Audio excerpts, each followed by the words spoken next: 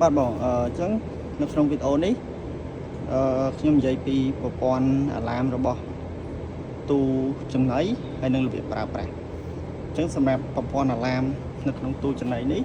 គឺវាផ្ដល់សញ្ញាទៅស្រែនវាផ្ដល់សញ្ញាទៅស្រែនយើងនៅខាងក្រៅរោងដូចគ្នាពេលដែលមានបញ្ហាអ្វីមួយកើតឡើងមិនថាភ្លើងដាច់ដាច់ fire under overvolt គឺវាលឺស្រែនទៅខាងក្រៅរោងដូចគ្នាអូខេព្រោះវាចប់ system វាជាប់គ្នាតែមួយណាបាទដាច់ fire អីក៏លឺដែរ motor overload មានបញ្ហាគ្រឿងក្នុងទូលឺដូចគ្នាឥឡូវឧទាហរណ៍ថា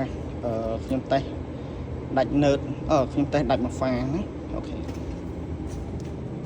load disjunction ក៏លឺដែរណាបងដូចទូក្រោយអញ្ចឹងនេះ load disjunction ឃើញទេលឺ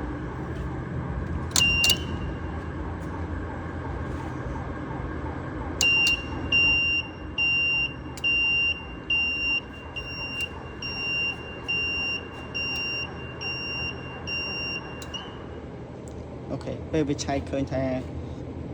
ភ្លើងមកប្រកក្តីវិញក្នុងគ្រឿងក្នុងទូអត់មានបញ្ហាអ្វីមួយកើតឡើងទេវានឹងផ្ដាច់ស្រែនដូចទូក្រោយអញ្ចឹងដែរបងអូខេឥឡូវខ្ញុំឧទាហរណ៍ថាតេស្តដាច់មួយហ្វាអញ្ចឹងខ្ញុំដាច់ PCB មួយដាច់ហ្វាពណ៌ខៀវនេះអូខេផ្ដាច់ទេលឺស្រែនដូចគ្នាលឺនៅក្រៅរោងភ្លើងមកវិញធម្មតា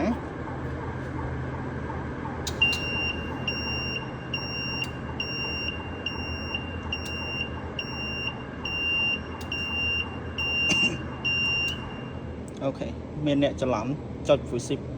សំទោសមានអ្នកច្រឡំចុច emergency លេងឬសារ៉ែននៅក្រៅដូចគ្នាសិតវិញ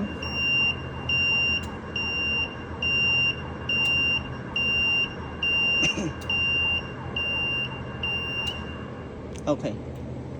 បាទហើយចំពោះបញ្ហា motor ឥឡូវខ្ញុំតេស្តខ្ញុំកាច់មក manual បានយើងតេស្ត overload បាន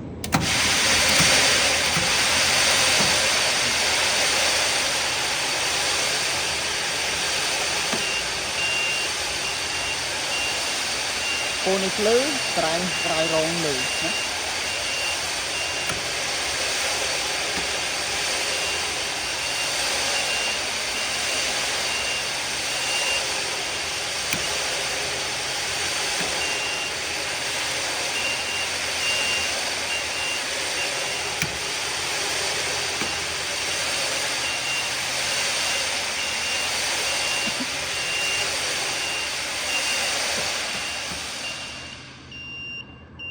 បាទអញ្ចឹងឲ្យតែអំពូលក្រហមភ្លឺលឺស្រែននៅក្រៅរោងដូចគ្នាឥឡូវពងតលឺនៅខាងក្រៅរោងអញ្ចឹងបើលឺទៅបងមកមើលនៅទូឃើញពូលនឹងភ្លឺបានន័យថា motor ចំណៃទី4ហ្នឹងតូចំណៃទី4ហ្នឹងមានបញ្ហាអូខេអញ្ចឹងយើង reset overload មកវាឈប់លឺវិញបាទអូខេមានប៉ុណ្ណឹងបងហើយចំពោះរបៀបប្រើអត់មានអីពិបាកទេសម្រាប់ទូនេះវាអូតូទៅតាម sensor អញ្ចឹងបើយើងចង់តេស្ត motor តេស្តអីយើងកាច់មក manual មកវាដើរហើយតែបើយើងប្រើជាទូទៅគឺយើងកាច់មកខាងអូតូកដាលជាបិទណា off ខាងនេះអូតូខាងនេះអូតូខាងនេះអូតូនេះអូតូឆ្វេងអូតូស្ដាំ manual កដាលបិទអាហ្នឹង select យើងផ្លាស់ប្ដូរ option វាហើយវាអូតូទៅតាម sensor អញ្ចឹង sensor យើងមាន2ឥឡូវយើងកាច់អូតូអត់ដើរដោយសារចំណៃនៅចុងរោងនៅខាងក្រោយនោះអត់មានបាទក្នុងឡាយចំណៃអត់មានណាអញ្ចឹងបើអត់មានចំណៃវាអត់ឲ្យដំណើរការទេវាចាប់ហើយ sensor